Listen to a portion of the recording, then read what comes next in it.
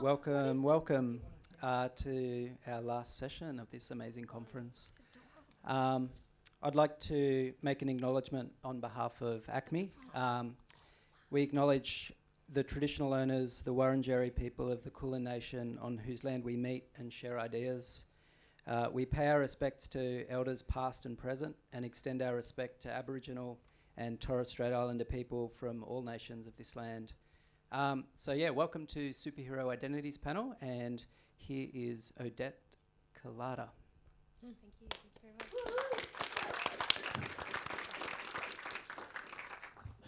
Thank you very much for that introduction. I'm going to check that this is close enough. How's that? Good? Wonderful. Wow. Welcome, everyone. It is such a pleasure to be here with this wonderful panel, who I am going to introduce in a moment. I just also want to note that this is the final event of a 3-day conference that has been absolutely fabulous.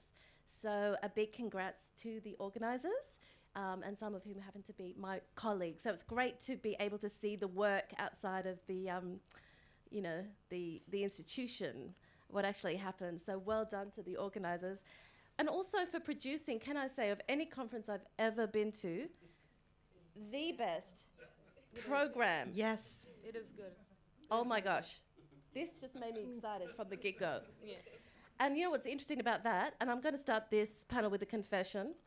I am not a superhero comic expert at all. And I want to, I teach in the creative writing program, and I study race and gender and representation. And what I have learnt from my time from being, very kindly invited to be involved in this, is that this whole world is so rich for these discussions. But I do also have absolutely no doubt that all you guys have amazing, and I know I've seen some papers from some of the faces in the room, that you have amazing knowledge. And when I do open it up for question time, I hope you take this opportunity to talk to this panel and really ask your questions and get a conversation going to really wrap up this event in style. So I'm going to introduce our speakers. Very impressive. So first off, and some of you might have already heard the keynotes, Trina Howard, who is an award-winning scholar, writer, and documentary filmmaker.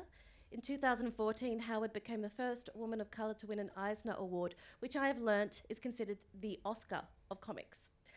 And that was for the first book, which was Black Comics, Politics of Race and Representation. Howard is the co-writer of the critically acclaimed comic book Superb. We've done some book shopping, which very much looking forward to reading, and hopefully we'll hear a bit more about. But also the author editor of the Encyclopedia of Black Comics, which we've also got here. So these are available and amazing resources. Howard is also the author of Black Queer Identity Matrix, loving the title, and editor of Critical Articulations of Race, Gender and Sexual Orientation, and also appeared in a film, Groundbreakers, Heroes Behind the Mask, which is another beautiful title. And I think we'll be talking a bit, hopefully today, about what it means to be breaking new ground, because I think all of you are doing that. And then we have the amazing Trina Robbins, who has been drawing and writing comics since 1966. And in 1970, she produced the very first all-woman comic book, It Ain't Me, Babe. Another terrific title. In 1972, she was one of the founding mothers of women's comics, the longest-lasting women's anthology comic book. And in the mid-1980s, she co-wrote Women and the Comics. And that is the first of what would become a series of histories of women cartoonists. And it's so important to work in knowing the past and really remembering the names and the work so that it doesn't get forgotten. So I have great respect for that work. In 1986, she became the first woman to draw a Wonder Woman comic. And in 2013, Trina was inducted into the Will Eisner Comic Book Hall of Fame. In 2017, she was inducted into the Wizard World Hall of Legends. I am very curious about the Wizard World Hall of Legends. must go there. It is now on the list. And received the Eisner Award, another Eisner Award winner, for the complete women's comics volumes. So incredibly impressive. And then we've got Keenan Muir, who has opened up this world, and we've been having a chat, and he could already tell that I was very, very new to this idea of cosplay. Yeah, so, but very, very passionate about storytelling, and is now the coordinator for the 2019 Indigenous Comic Con. Yes. So I'm really looking forward to hearing about that too. And is really doing critical work, providing a platform for Indigenous people in the pop culture industry, passionate about all things sci-fi, pop culture, comics, and I've been reading some wonderful writing in the lead up to this about the power of these platforms and how that matters for broader conversations, I think, Yes. and political perspectives. So I'm really looking forward to hearing about that. And then we have Brian Tilley, who began his work with Back to Back Theatre, which is doing incredible work in 1995, so a long time, as a member of Theatre of Speed. And since joining Back to Back Ensemble in 2008, has performed in numerous Theatre of Speed productions, and as a collaborator with the Democratic Set. He's a deviser performer in Ganesh versus the Third Reich, and also, and this is the performance that I've seen a bit of, which was called Super Discount, which really challenged tropes of the superhero and stereotypes around disability. So, really fascinating work. So please, a nice warm welcome. What a panel.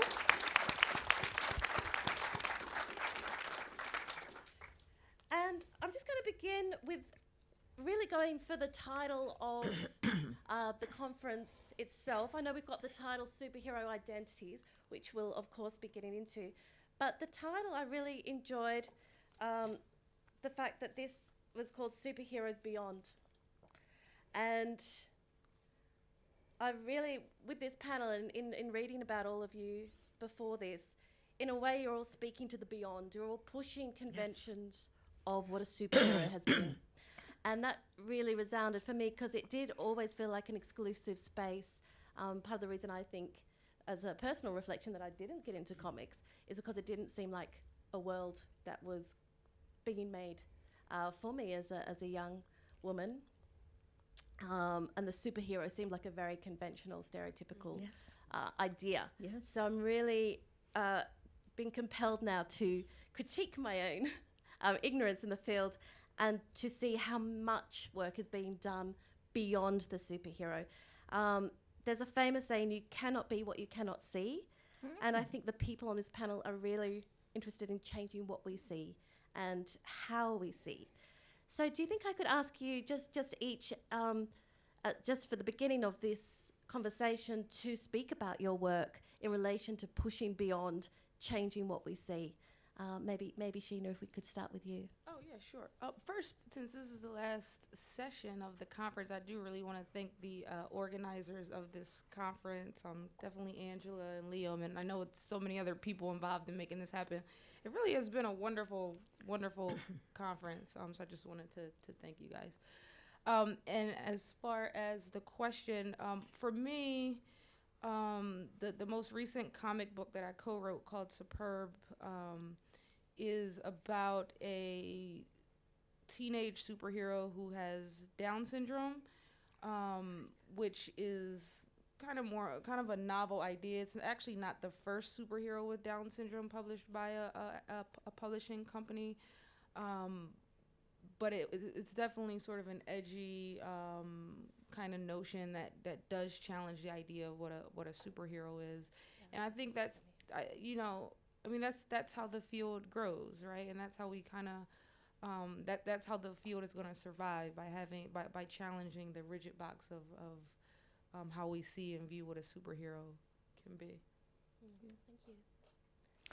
Okay, well, the first thing I'd like to say is everything that you said about yourself is correct. You felt it was not superheroes were not meant for you, and you're right. Superheroes were meant for boys, and women in general are not interested in guys with big chins punching each other out. Yeah. Um, Pretty much. yeah. And what else did you say about yourself? Because I kept nodding when you were talking. Oh, I think just that it felt like it was just not speaking to me. It was not speaking to for you. me. It was not. It was not speaking to you. Comics, thank God, have changed. But, you know, I'm surprised that you people haven't deported me yet, because I keep speaking about telling. I was on the radio, and the first thing I said was, go beyond superheroes. Forget about superheroes. Look at all those graphic novels out there, and they're not about superpowered people. A lot of them are autobiographical. A lot of them are. And, you know, read those. And it's because of graphic novels that we have so many women in the field now, that we have more women creating comics than ever before. Because now with graphic novels, they don't have to draw big chin guys punching each other. So now, you know, I'm only here for 2 more days, so it's too late to deport me, so I can say all of this. Thank you. Well, yeah, as you mentioned, I do a lot of work in the cosplay community, but just before that, so when I was about 3 years old, I spent 1 year in the Royal Children's Hospital. During that time, I wasn't allowed to do much. TV was out of the question. So I spent my time reading comic books, which were there at the time. Most of them were Batman comics, which is why I'm a massive Batman fan. But you're wearing a Wolverine hat. Yes, I have since then broadened my comic book interests. But yeah, I mean, it really started from there for me. It started from there in terms of me reading these comics and, you know, noticing there were just no people of colour in these comics. And I specifically remember asking my mum, why is there no one who looks like me in these comics? So since then, I've been doing some writing here and there about having specifically Aboriginal superheroes. But I mean, with shows like Clever Man coming out, I think that's just propelled what an Indigenous superhero looks like even further. And my work in the cosplay community is, I cosplay because, not just because I'm passionate about it, but I believe the very act of cosplaying eliminates, well, it's a form of healing in some terms. It eliminates that concept of shame, which has no, it shouldn't exist in anyone's community, let alone the Indigenous community. I think that concept has been imposed on a lot of our communities, and I'm doing my work in the pop culture scene to try and eliminate that. Yeah, thank you so much. We'll chat a bit more about that. Brian? I completely forgot what was the question was. What was the question? Well, I was saying that this saying, you cannot be what you cannot see, is something that you guys are all changing. And through things like questioning what is a superhero in your work. So yeah, just to speak a little bit about how you approach that with what you do. Oh, I see. Okay. Well, for me, I just like to explore the actual realm of that particular field. You got. I mean, like this particular comics realm is because I understand they're all supposed to be fictional characters, but interested to explore. Like, I'm sure everyone is curious about who they are, or what they are, or what they do, and what is their definition about themselves, and compare it with our realistic realms. Like, I'm sure we don't have that sort of situation here. Like, we don't have any crazy or very issue-ish masked men causing chaos. But in that particular world, that's what fascinates me, because I'm curious about who they are, what do they do, and where they come from, what their origins. Origins. Yes. That's a good place, I think, to launch off. I'm using the theatre so like, I use it in theatre to sort of like explore that world. It's like seeing the fourth wall around me. Yeah, and pushing that in what you do. I love that you brought up origins. I think we might go there. This idea of an origin story, which seems so central to the idea of identities. Maybe how has that idea related for yourselves personally with an origin story, the idea of the superhero? Growing up, were there particular... I'm not going to assume you were attracted to superheroes after what we just said, but were there particular figures who you did connect with, or that have influenced your work from the past? Yeah, so I think that question it goes to that whole identity piece, and I think that's why Black Panther is so important. You've seen so many Black people, on social media and everywhere saying, I'm from Wakanda. I mean, it's a fictional place. It's crazy to say you're from Wakanda, but the reason why African Americans are saying that is because we don't know where we're from, because we were taken where we were from, and we don't know where our great-great-grandparents came from. So it's like, that's sort of powerful to say, I'm from Wakanda, and actually when you think about sort of the reality of it, it kind of makes sense why, a whole group of people would say I'm from this fictional place and really connect to that character, because we have a lost sense of identity, which is very hard. It's hard to come back from a lost sense of identity. I gave this example during my talk, when I asked my white students in class, where are you from? They can tell us their immigrant story. My parents, we came from Ireland, we came from Italy, and they can trace that all the way back really far. And just African Americans cannot do that, and we never will be able to do that.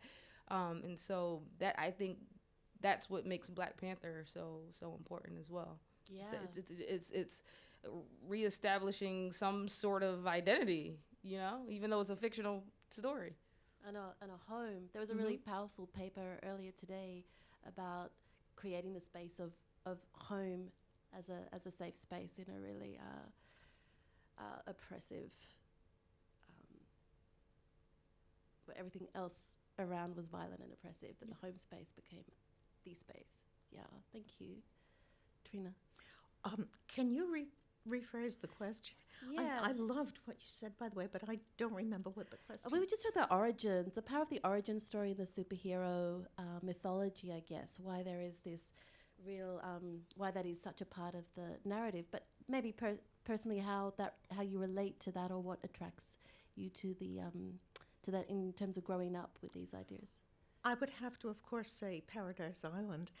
As a kid, when I first discovered comics, and especially when I was old enough to choose my own comics, I only wanted comics that had females on the cover, girls or women on the cover. I had no interest at all in male superheroes, none. Right. And of course, the women on the cover couldn't be just, tied up and waiting for a guy to rescue them. Of course, they had to be in command. And when I discovered Wonder Woman and Paradise Island, I was too young, I was 10, no one had ever told me that there had been Amazons. And it was such an amazing discovery that there had been a tribe of beautiful warrior women. And even if Wonder Woman was fiction, the Amazons were real, in ancient Greece. So it was an amazing discovery for me, especially because, no boys allowed on Amazon Island. And when I grew up in a world where no girls were allowed. I've said this before. A girl could be a nurse, but not a doctor. A girl could be a secretary, but not a CEO. And when propaganda told us that everybody born in America could be president, we knew that what it really meant was every male born in America could be president, So that was so liberating. That really, I have to say, I might have said I know nothing about superheroes, but in fact, Wonder Woman, I did grow up with Wonder Woman, and she was the only one. And so I do remember my first show bag, Wonder Woman, and putting on the bracelets, and it felt powerful. Yes, of course. That is not to be shared outside. It's being recorded, though, isn't it? You're exposed. Okay. But it was powerful, and stories are powerful for these reasons. Yes. We can imagine through story. Thank you. That's very powerful. Keenan. That's a tricky one. I do see the benefits in origin stories, and there's particular ones. I like the Batman origin story, of course, that tells the story of how Bruce Wayne became Batman. Spoiler for... And I mean, that alone has the power to be told numerous times. So, like the Joker, that his origin story's been told multiple times, especially with the new 52 DC comics that came out. That it really changed up some of the origin stories. But I have to say, personally, I don't like origin stories. Oh, controversial. So one example of that is Clever Man. Now, Clever Man started with Cohen, who's now the Clever Man. His grandfather passing down this power, this concept of Clever Man. I think that reflects Indigenous culture. It's not saying that, yes, this is where this began and this is the story we all have to abide by, but it's more saying that, well, we're not too sure how or where our culture began.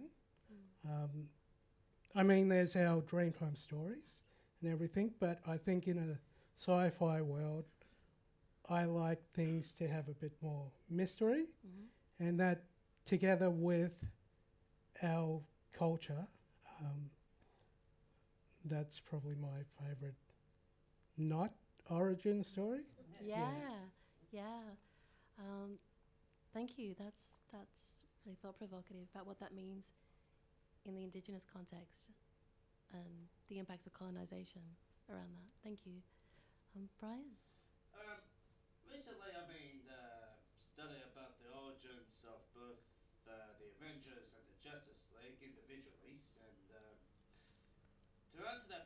to answer that particular question, I guess the characters who I could easily closely related and resembled to me would have to be the twins, the Pietro and Wanda Maximoff, also known as Quicksilver and Scarlet Witch of the Avengers. It's not because of who they are, it's because of what they are. They were mutants, they were outcasts from society, and that, well, let's just say, in my childhood, I really was an outcast upon other kids. I mean, they don't want to talk to me, they don't want to play with me, they prefer to keep their distance away from me. It's like I carried the bubonic plague. And I could easily, and I could see and understand how mutants being mistreated, because I was honestly being mistreated back then. So, like I said, I am so, and those twins, they were mistreated is because of not who they are, it's much more what they are. All because they were mutants. because they're outcasts, and I could relate to them extremely easily with other mutants, especially mostly my favorite, the X-Men. Yeah. So this idea of being super, as you say, as being different, and oftentimes there is this loneliness to the world of the superhero, it seems. And for some, depending more than others, some are quite tortured, or there's a lot happening within their worlds that creates a vulnerability. There's something vulnerable. One thing about the superhero I'd be curious to see what you think of is why superheroes always have this flaw. There's something that can weaken them. There is something, they're not fully strong, fully heroic. There's a chink always that is part of the creation of superheroes, it seems to me. And that seems to be a powerful part of the story that has to be there. I'll open this up for whoever I wants think to respond. if superheroes were perfect, they would be very boring. Boring. Yes. Yeah. That's true. I mean, if it was extremely perfect, I mean, there's not much challenging with them. There's not much challenge. I mean, you're gonna have some kind of weakness to it, like for example, when you say weakness, Kryptonite. Kryptonite. Disadvantage Yeah. for them. Like for Yeah. example, a particular key weakness, like kryptonite to Superman for that sort of thing. That's right. And fire to the Martian Manhunter. I mean, Yep. that definitely destabilized them. And but plus some others which plus the Hulk has a real just a little bit of an anger issue. Yeah. Little. Yeah. Just a tad. Yeah, just as much. Just a tad. Yeah, I think the weakness is, good for storytelling.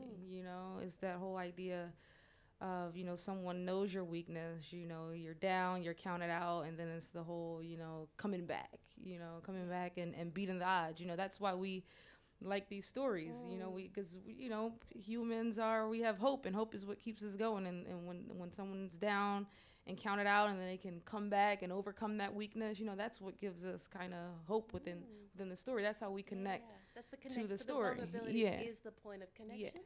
Yeah. I would like to add that I think that, I can't speak for everyone, but I kind of think that a lot of us were outcasts. I mean, I was a weird kid, and I didn't know how to talk to other kids my age. I buried myself in books. And this is something, kids who read superheroes, this is something they can relate to. Oh, Peter Parker, he's a nerd and he's bullied in school. Yeah, me too, I think it humanizes Humanizing. the hero. What's interesting now is it's not so much of what's black and white, what's good and evil. It's more, well, whose perspective do you agree with more? Like Killmonger in Black Panther, which is, personally, I think he's one of the best antagonist villain characters in a comic book film, but that's just because I could see his perspective on a lot of things.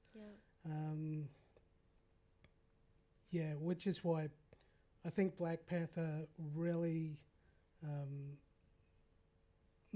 was a real milestone, not just for the African American people, but for all people of color, because there's these common concepts that all people of color deal with, not just externally, but internally within the community. And I think Ryan Coogan, the director, really expressed that in a very creative and very good way. You talk a bit with what I've read from your writing with the cosplay.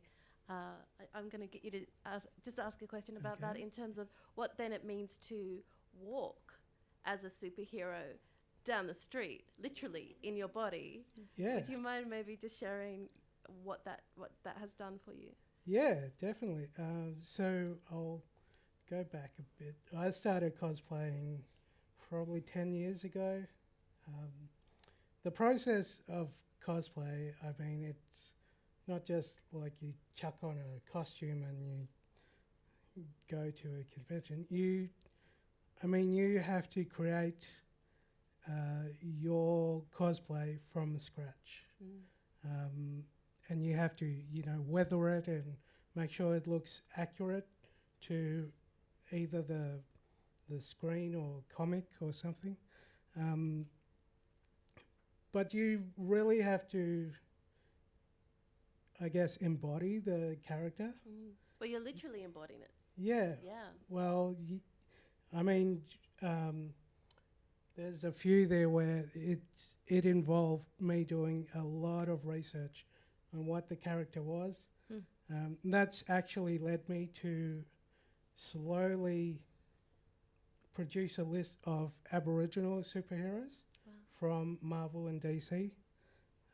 So I'm slowly making those cosplays.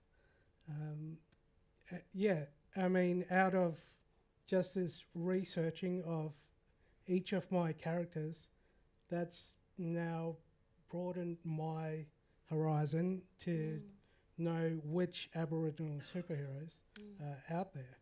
I mean, because when I was 5, I had no idea there were Aboriginal superheroes out there. Now I know there's 30, going on 35 now. But yeah, for myself personally, as I said, it's a healing process for myself. In high school, I struggled a lot with anxiety, depression. I didn't really fit in with all of the other kids. And through this process, I've met a lot of very supportive people who have gone through that process also, and we've really bonded over our love of everything comic books. Yeah. That's really that makes me realize, from someone who doesn't know this area, just the power of what we're talking about is tremendous. It's transformative, and with the work that all you do, Sheena, in your keynote, you were drawing a little bit on what it meant to create with Superb. You're creating characters that have not ever been seen, really. A bit like, it's just reminding me of what does it mean to you may not be dressing up, I'm not sure, but you're actually creating still, much like what Keenan's saying. How do you go about that? How does that feel to put out there what you wish to see? Yeah. Well, it's interesting you asked the question in that way, because when you're working with a publisher, it's not 100% the world you want to see, right? Sure. And Superb was co-written, so I still don't like Kayla's hair because it's the whole male gaze, wet and wavy black woman thing.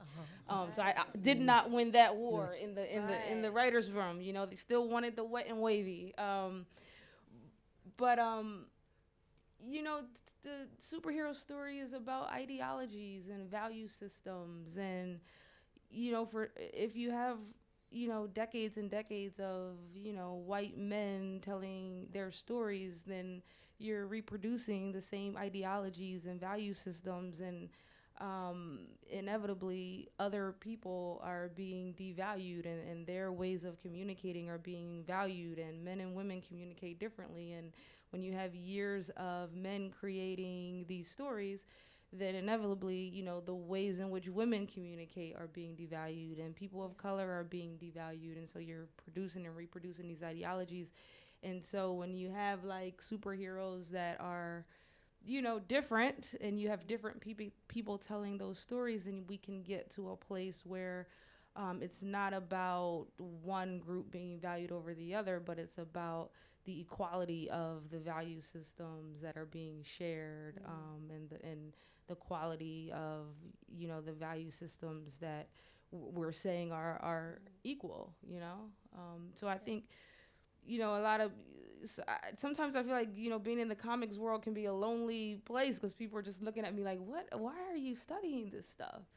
And that's why conventions are so important, where you could be around people who get it and you don't have to do the explaining. But I think when I talk to people who are not into comics, or who haven't read comics like you, when you start explaining to them, like, you know, these are like value systems and ideas are being shared, and it's influencing the way people think about who they are, then I think you can start seeing how important this stuff is.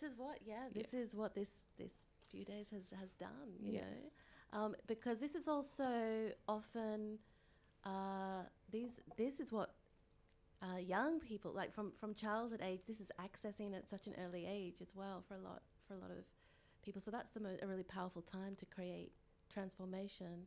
And what I get from when I hear you guys talking is you're not just substituting bodies under some idea of diversity, a different body that's going to change things up just in the look of things, but changing the whole nature of power, changing the stories themselves, if I'm making sense there, which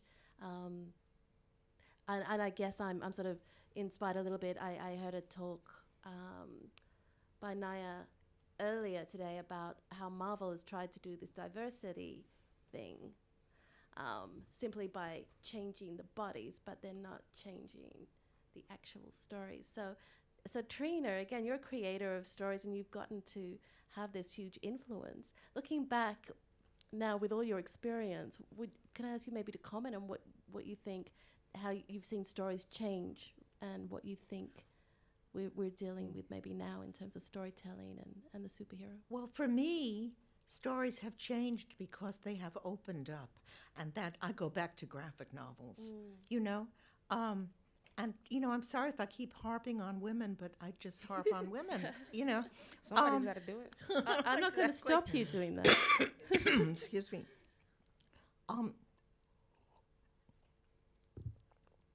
And really, this is something that really started at the beginning of this century. I mean, there was a time when you couldn't do a woman-oriented story because the editors would say, oh, but girls don't read comics. And of course, that was absolute bullshit, you know. I mean, girls will read comics when you give girls comics that they want to read. And they weren't giving girls comics they wanted to read. But that has changed really in this century and opened up, and people can talk about so much more. You know, you talked about being a weird kid, and I talked about being a weird kid, and you started it by talking about being a weird kid. I mean,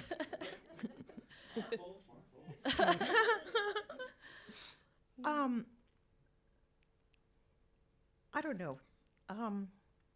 It's just changed, and it's going to continue changing. You know, just like politically in my country, they want to send women back to the kitchen, you know, but we're not going back to the kitchen. And in comics, we've progressed so far, we're not going back.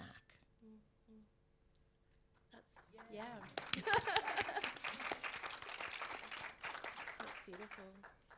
No, definitely not. Unless you want to. Oh, that's choice. Right. That's right. Unless you want to. Yeah. I was having a good chat with Brian before also about this idea of the secret identity. That's another part of the creation of a superhero identity. It's not just one identity, it's two, possibly more, if you take in this account of secret identities. And Brian, you were saying an interesting thing about, I said, why? Why is there always a need for a secret identity? Well, for a start, the reason why these heroes want to keep their identity confidential is because mainly protection. Mainly protection from not only protecting themselves, but to protect everyone that's around them in this like friends, relatives, loved ones. And if one of the opposition is a aware of your identity, they will simply use that as a leverage for it. I mean, they could easily use them against you, like held hostage or held ransom. I'm sure that you don't want that to happen, would you? No? No? No. No. Depends on your family relations, but I think maybe It all depends how close they are. Mm. Right? It all depends how close. How valued they really are to you. Yeah. Like Clark Kent, Superman. The only person Wait, that what? Clark Kent, Superman. Superman. Yes. Oh. Yes. You didn't know. Oh my I had no goodness. idea. Or you want me to use his real name, Jaleel. Okay, that's better. Okay, you're welcome. Yeah, anyway, the person that he's very close to was the news reporter Lois Lane. I'm sure he doesn't want anything happen to her. And so, if anything happened to her, he will, let's say, if anyone knows that he is actually Superman, if any of his enemies, like Lex Luthor or Brainiac or the Cyborg Superman or Bizarro, know Superman is Clark Kent, and Clark Kent is very close to Lois Lane, they will use her against him. That's the reason why. So there are these. Protection. That's a very good point. But there are these secret identities. But I'm afraid to say, as someone again, I keep saying, for me they do look very flimsy. If I take off these glasses, Yes. Wait, I suspect. where'd you go? Okay. So cool. there's a suspension of belief with these identities as well, it seems. A Wonder Woman, maybe. I mean, how do you feel about the Wonder Woman secret identity there? Well, I don't know how I feel about it, except that it's really silly. I mean, I haven't read the most recent Wonder Woman, but I mean the traditional Wonder Woman story has Steve Trevor is such an idiot that it isn't just the taking off of the glasses. He doesn't equate Princess Diana with Diana Prince. So yeah, it's silly. And yet they have such power. We're still there. They're Are still we? effective there. I have to tell you that I don't really keep up with superhero comics. So I have been told that they're not doing the secret identity a whole lot anymore. That's interesting. And Wonder Woman, I mean, really the last Wonder Woman comics I read were the ones that came out shortly after the movie that Nicola Scott had drawn and Greg Rucka had written, and they had Wonder Woman as a Wonder Woman, not with a secret identity or anything. Okay, well that's an interesting move. Yeah, because as well, for example, Thor. I mean, back then he was under the alias Dr. Donald Blake. He was a medical doctor with a very lame personality and a crippled leg. But today, everyone knows as Thor Odinson himself. So there's not much big secret about that. No, they're not really secret. Plus, Cyborg, he's the only one who cannot hide his identity because of his cybernetic prosthesis situation he has. I mean, he can't even hide his cybernetic component, can't he? The only thing, so he has to live knowing to the public that he is Cyborg himself. So These stories are really, they're interesting stories. There's something that you said, Sheena, in your keynote, which I'm really curious in terms of some of this idea of protection and identity. You mentioned that you are looking to, and correct me if I've got this wrong, but that in future you're looking to look at stories of survivors of domestic violence, and to create stories where they are the heroes in the narrative. And I was just going to ask you about that because I did get intrigued by the fact you were literally reversing and creating something really transformative there in terms of that power dynamic. And whether you'll use these tropes like identity, secret identity, protection with narratives like that, or is it something else? So these would be stories about real people's experiences,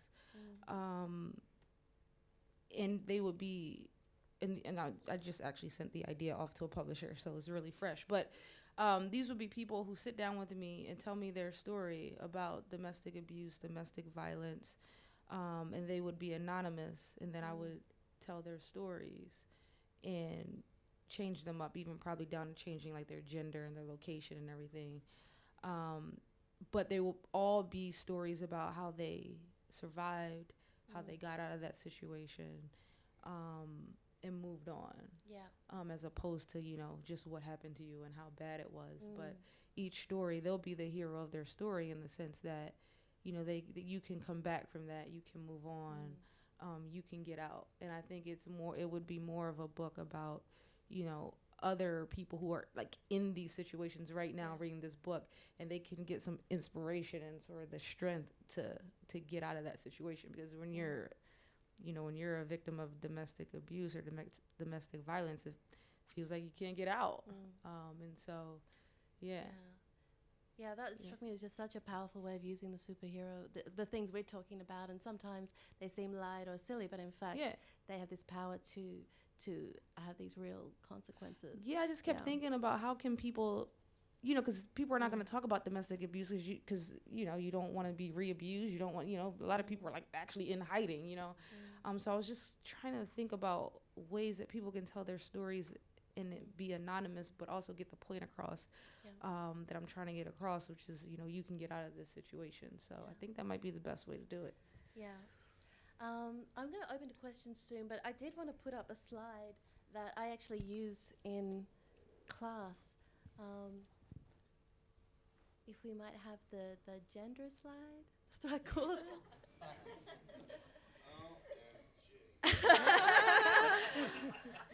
Wow. This came with the idea: what if male superheroes Very funny. posed like women and were dressed like that? And I put this up there. I just had a really bad idea, but Oh, no, go I'm for not it. even gonna say it out Go loud. for it.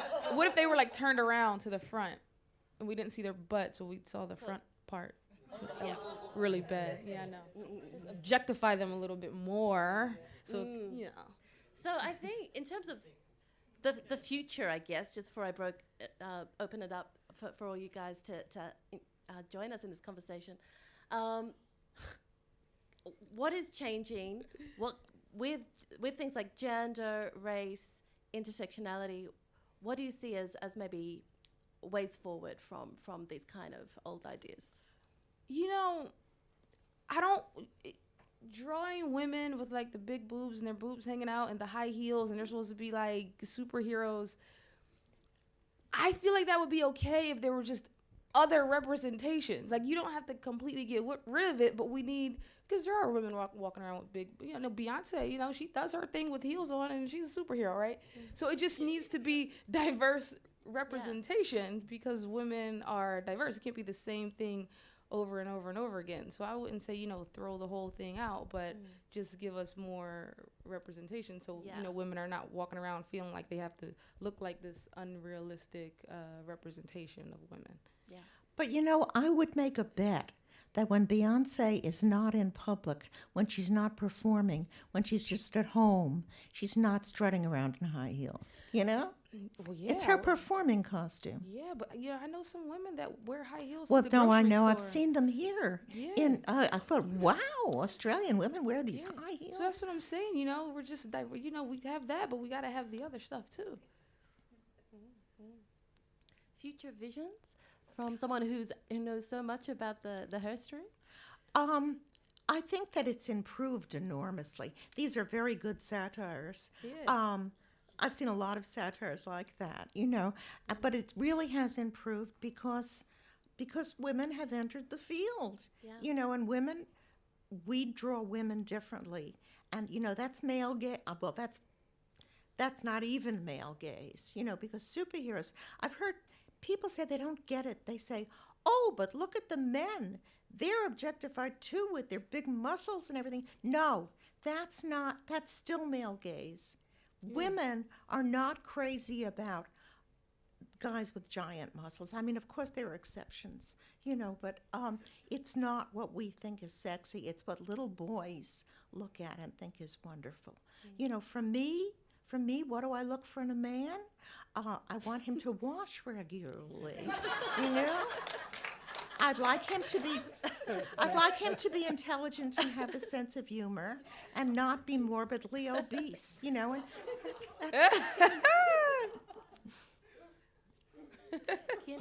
Keenan, did you want to jump in on this? I think it's happening. I mean, with Black Panther,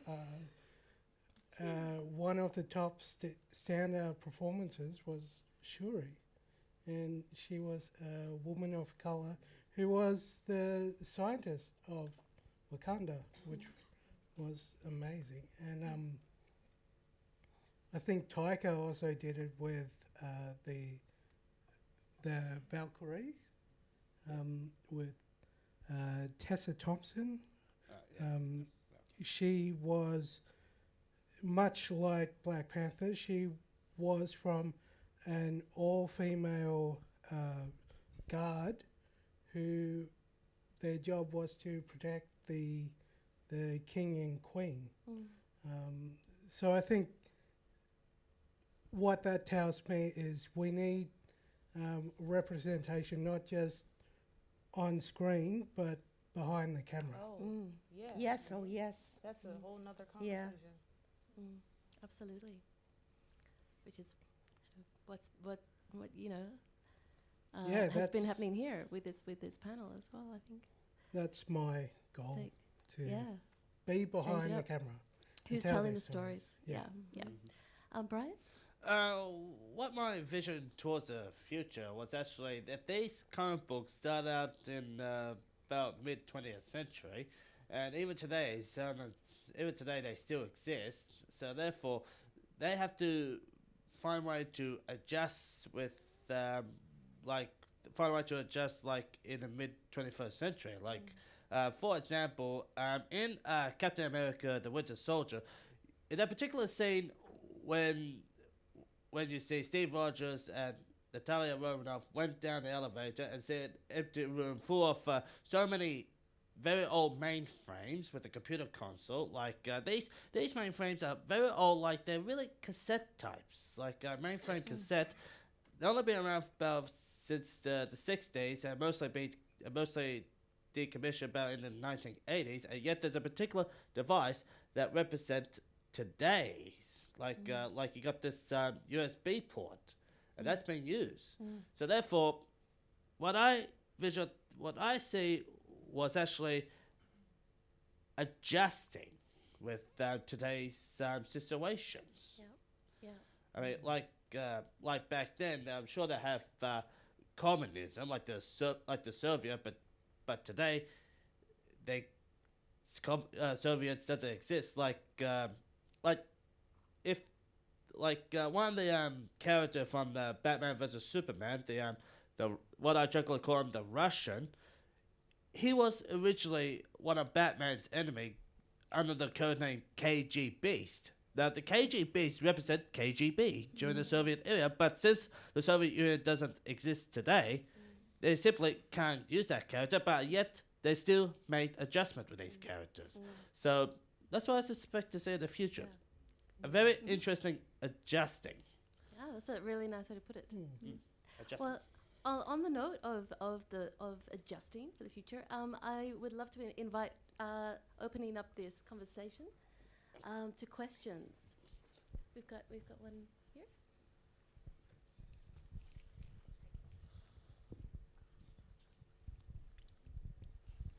Hi, thank you for this fantastic panel, and thank you also for the organizers of the conference. It's been really wonderful. So I just, this is particularly for Keenan, but for also, I'd like to hear what everyone else would like to say. I'd like to hear your thoughts on what you think of cultural appropriation and how it would play into fan performance. And to give some background, perhaps, I think that given today's discussion, when you don't see yourself, you could also you put on other cultures as a costume. And I'm coming from a particular Southeast Asian angle to this, wherein we see all these new changes coming into the international scene, but we still do not see ourselves particularly, except perhaps through particularly East Asian stereotypes, which is not Filipino, not Southeast Asian even. Other good examples, for example, earlier today in the fantastic panel on Black Panther, right? There's a mention that a lot of Asians, for example, found potential in that, but in the end, it's still not us either, right? And just one last example for context, because I'm also from a cosplay community back at home. Before I became an academic, but a friend, was told, for example, he was not Mexican enough when he was cosplaying a Mexican character from a Japanese anime, and it's really a funny way of thinking, right? But it's not just the haters who are gonna say those things. So just to get to the question, or to rephrase the question, what do you think happens when this creative appropriation is mediated through popular characters, especially in today's, very powerful scene? A lot of good things are happening, but I'd like to know your thoughts on this. Yeah, well, as you said, there's this notion of cultural appropriation. It's very big in the cosplay community, particularly because there are cosplayers who, for some reason, think it is fine to darken your skin to such an extreme as to be classified as black by their friends. We were actually talking about this from the last convention. We discussed that as long as the costume, I'll take Pocahontas, for example, as long as the costume is accurate to the screen only, that meaning they don't add the headdress or anything else that might be culturally significant to their culture. As long as it's accurate to the cartoon, that should be fine. And it's the same goes for Moana. There's a lot of discussion around that too. And as long as the cosplayer doesn't alter their skin in any way. For example, there was a terrific cosplayer in England, actually, who just loved the Queen's costume from Black Panther. So she decided to make it. It's probably the most accurate thing I've ever seen. But, I mean, she did not alter her skin colour. And I think that shows a level of respect that she has, not only for that movie, but for people of colour. So that's in the cosplay community. But it's also the context behind it. Why are they choosing to do that? And I think as long as they communicate that, people understand why they're doing that. Anyone else got? I, of course, don't do cosplay. But, the first thing I thought of, in America, there was this incident where this teenage girl, white girl, wore Chong Sam to her prom. Oh, I remember And that. a lot of people really came down on the poor kid. And, she looked great. She looked great. There's nothing wrong with that. I have Chong Sams. I have worn them. They're no problem. And in San Francisco, we have a huge Chinatown. If only Chinese people were allowed to wear Chong Sams, those stores would go out of business.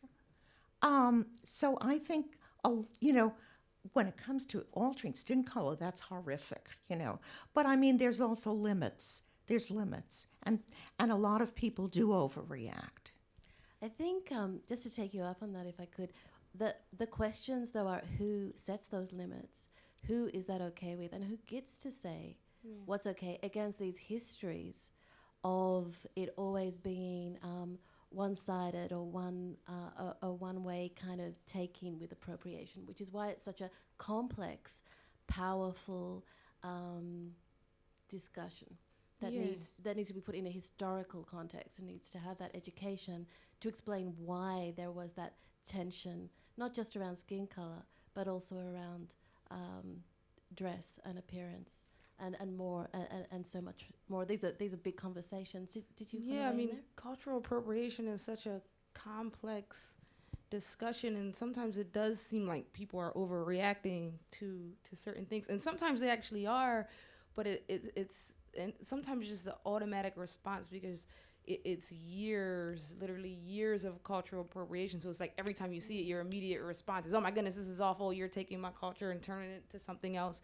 But cultural appropriation really comes down to like commodification. You're taking someone's culture, you're commodifying it, you're making money off of it, and then you're disrespecting it because you're not even attributing it to the original group of people that you took it from. But when the original group of people are just being themselves and being culturally specific, you criticize them and tell them that they can't do it and it's not okay and it's not cool. So that's where, the conversation is kind of complex around that. But yeah. And a lot of people, and this is what we talk about in classrooms and why these are really rich to open up, and thank you to the questioner there. Because people do not know things like human zoos existed, where, in the great exhibitions, groups of people seen as exotic were literally paraded and performed, and people from Western countries and Europe came to look at them and stare at them, and these are the histories. But without knowing these kind of ideas, then it may seem, I would suggest, like, oh, why is there such a reaction? But they're deep and painful, and there's so much more to learn. I'd love to keep chatting about that, but do we have another question there? Excuse me. Not a question, just a general comment. Like some of you said that you were sort of picked on and bullied and stuff as kids, but I'd just like to say, like, look at you now. You're on the stage of ACMI and just delivering really great content, and I just think it's heartening and good on you guys. And Thank you. Oh. Look at me now. Okay, do we have thank you so much for that comment, but do we have any other questions? Yeah. I just had just a quick one that I was just thinking about with the idea, I guess, that the superheroes beyond. And I guess Beyond a lot of superheroes, yeah. Sorry, I should say, yeah.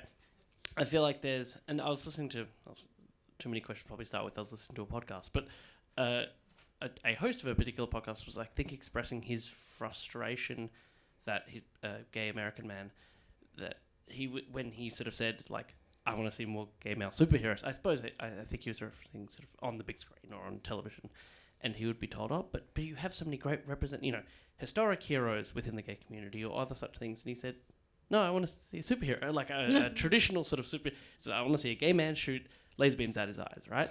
That sort of, and whether I'm just interested if the idea that maybe in case of underrepresentation, people are being asked to move beyond just representation of themselves becoming sort of normalized or generally accepted in kind of just like real pop culture, or not, or.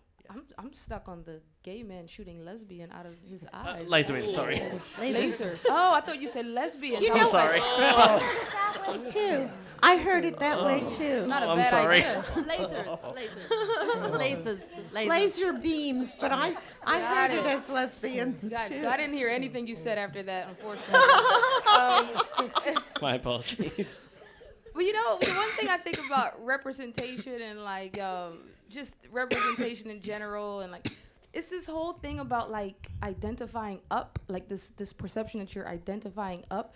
you know, like because of socialization, you know, to have a gay superhero or a black superhero and to get a critical mass of diverse people to like buy into that character, it's kind of this perverse thing that people, it's like their status is not respected enough for us to feel like we can identify with this gay superhero or this black superhero, because it's this whole perverse thing of like we're not identifying kind of up to this white male superhero, because white males kind of dominate and run everything and have convinced us that this is what you should aspire to be. So I think it's a kind of a psychological dilemma that has to be reworked, and I think Did anyone else want to comment on that? Just that I heard shooting lesbians out of his eyes. Too.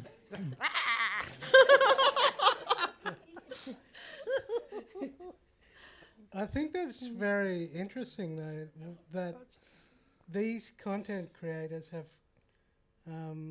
they've drawn from, they draw from what they know. And a lot of these creators back in, the 40s, 50s, 60s, grew up in a specific world that's worlds apart from mine. And I think going back to who is the content creator, it just means we need more diverse number of people in these positions of power, creating these content. For it doesn't matter if the target audience is tiny.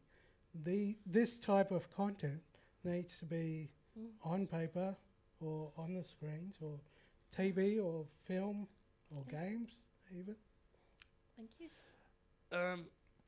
As for that particular comment about that sexuality, the reason why they cannot put gay and lesbian sexuality into it, because it has not been proven by some kind of an organization over there. I can't remember which organization it was.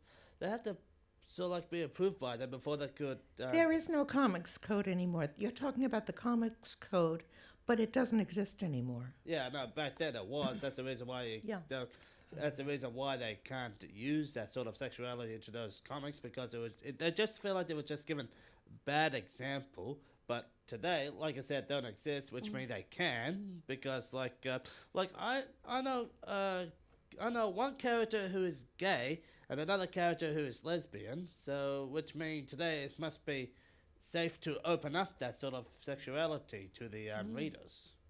That way they could easily relate. Easily relate to each other. And necessary, safe and very, very well overdue. Thank you.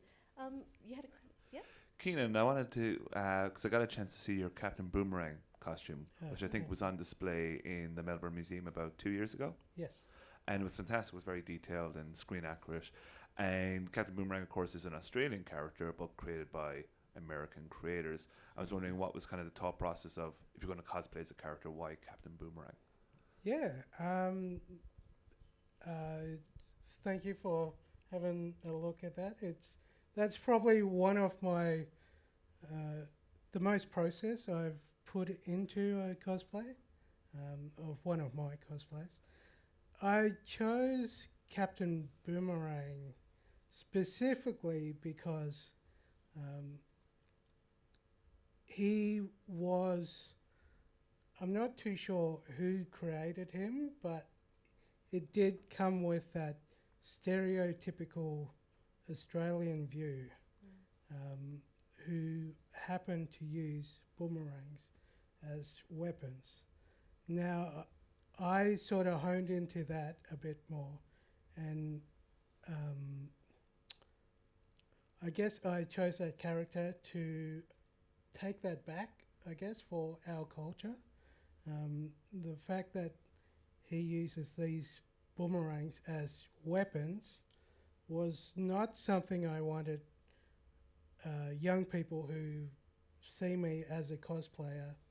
Cosplay and Captain Boomerang. Instead, I use them for something else in terms of teaching what my culture is.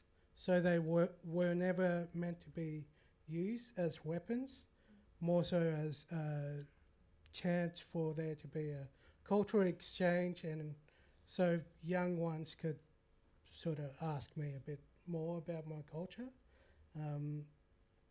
Yeah, in that terms, it was screen accurate. It's just the story behind why I did that character I played around with a bit. Great. I think we've got time for one. Yeah, maybe two more, and then I think. Yeah.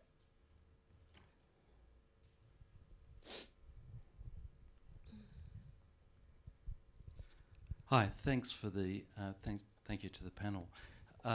My secret identity is a high school teacher in Australia, and I'm heartened by the project that you've got, Sheena, looking at domestic violence, and if I remember correctly from your keynote address, that it's going to be distributed to the kids or through the school district. Is that correct? So the graphic novel that I'm working on now is about black civil rights leaders in Philadelphia. That one is going to be for the Philadelphia public school system.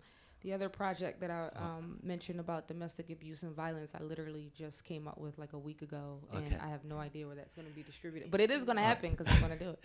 Look, I think that sort of diversity in content is really important. But if I can talk to the kids or talk about the kids that I teach, they are mainstream consumers of these films, and the bigger the budget, the more widely it is distributed, the more hype there is before the film. I can guarantee they're going to see it in a millisecond. And I guess what bugs me about them is that as characters become more rounded in these films, yet it seems to be that the solution to complex problems is violence. Yeah. All the time. I agree. All the time. And with money comes better special effects, and More it violence. can be more violence, and it can be made better. And we actually see the result in our own kids in the films that we ask them to make, that they come up with really simplistic solutions to problems, that violence is an immediate solution to almost any problem that you've got. Just knock out the bad guy, and or have a massive fight. I'm just wondering whether the panel's got a comment on this. I completely agree with you. I've said this all the time about superheroes, that it's really, what is this teaching our kids, and especially the boys, What is it teaching them? When you have a problem, instead of talking about it, you fight. My daughter went to, when she was very young, she went to a school that had parent participation, and a bunch of kids, including my daughter, made animated films. She was about 7, I think. The kids were about 6 or 7, and the man who taught them how to make the films and everything, he told me that, actually, I think there were a lot of different grades, because he said that, like, the littler kids, the boys of 6 and of 7 didn't want to include the little kids, and the girls took in the little kids and worked with them just voluntarily, and that when they produced films, the girls did a lot of transformations. I know my daughter did that. My daughter did a hula dancing cat. They did transformations where things become other things, and the boys all did explosions. Yeah, actually, yes. I don't think it's any way around the violence in the superhero genre, because that's what it is. That's the action part of it. But your question did make me think of the movie Black Panther, and I actually think the movie was a rebuke of violence to solve problems and a rebuke of American or European imperialism. I know that's a larger conversation, but I actually, at the end, Killmonger, who was a representation of internalized toxic masculinity, was actually killed in the end. He wanted to solve problems with violence, and he was actually killed in the end. And the resolution was a more peaceful sort of solution that T'Challa is going to go and then, use a more peaceful resolutions. But I know, like, a kid's not going to be thinking about the movie that deep. All they see is, like, things blowing up and stuff. So, But yeah, I got nothing for you. But there are resonances. These stories, that's true. That did happen, and that will resonate on deeper levels. Yeah, but that's how you can use comics in the classroom to talk to kids about, well, what would have been a better way to solve this problem, and do it that way. I would love to keep this conversation going because there is so much here, and and such a wonderful opportunity. But just because of time, I think I'm going to have to wrap it up here. Please, a warm thank you to our speakers. And thank you. And to the organizers. Thank you. Yes. Thank you so much. There you go. I have learned so much myself, and hopefully everyone here has something has learned as well. I'm just going to pass over to Angela to say a few words. I'd like to firstly thank this wonderful panel for raising so many important issues, and thank the wonderful Odette for chairing such a great panel. But I just very quickly would like to what's the matter? Did somebody say? Oh, I would just very quickly like to thank you all for coming along to this conference, giving some amazing papers. It was just stellar, and it was just great to meet with you all and talk about what you're working on. And keep tabs of our website, the Superheroes and Me website, and our Facebook and Twitter accounts. We're planning on posting a whole bunch of photos from different talks and things like that. And we can exchange further ideas. And the other thing I need to tell you is there's a book signing. Sheena is signing her book downstairs, I do believe, at ACMI. And so if you want to go along and have your own personal signed book, then you can do that. And thank you again to you all for your wonderful efforts and for coming along. Thank you.